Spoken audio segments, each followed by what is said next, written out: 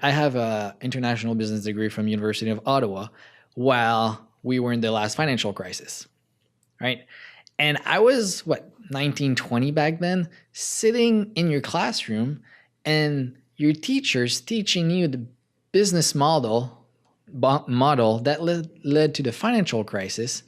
And in your own mind, you're thinking, wait a second, you want me to go out there and just repeat history because your business model that you taught me haven't changed at all?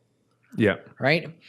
And at that point, it's really when it started. And where I'm going with that is that was my trigger point, and it's different for every single person.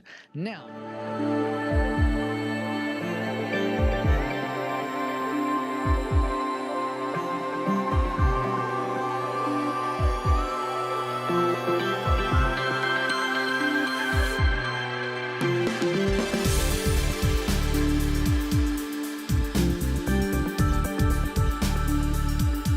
short-based incentive, right?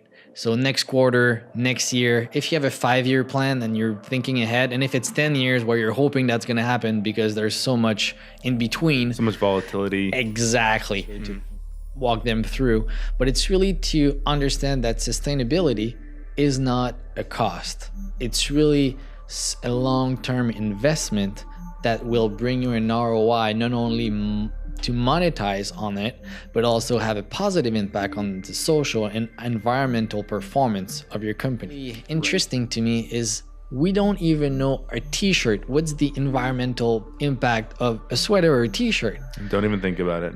Just for t-shirts, it's about 9,000 liters of fresh water. Yep.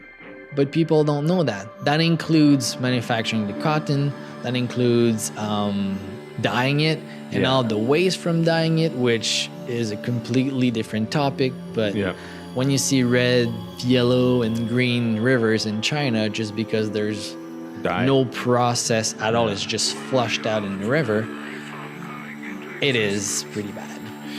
And that's just one t-shirt. And if we get into this, it's really, where are your products made? That's really what it comes down to. It's not stop shopping and stop buying everything tomorrow, but be conscious of what you're buying. The first thing you should ask yourself is not, do I want it or do I actually need it? So that's the first wave of Generation Z. They are highly, highly aware of what's going on. Like you said, social media, open sources, they have information outside of what CNN or CBC in Canada is telling us. Yeah. And by being fully aware, they also have different purchasing habits. And those are your next clients. Definitely. Yeah. And that's by taking the steps right now to make sure that you're going to be ahead of the game. You're going to become an industry leader. And most people are going to have to follow your steps because it's all about customers. If you can serve your customers the way they want to be, then you're failing at business. It's all about most people know what globalization is, but it's pretty much when you send manufacturing offshore. And the way North America and most of European countries work right now is they have the brain or the head office and all the engineering in North America. So we're in office towers.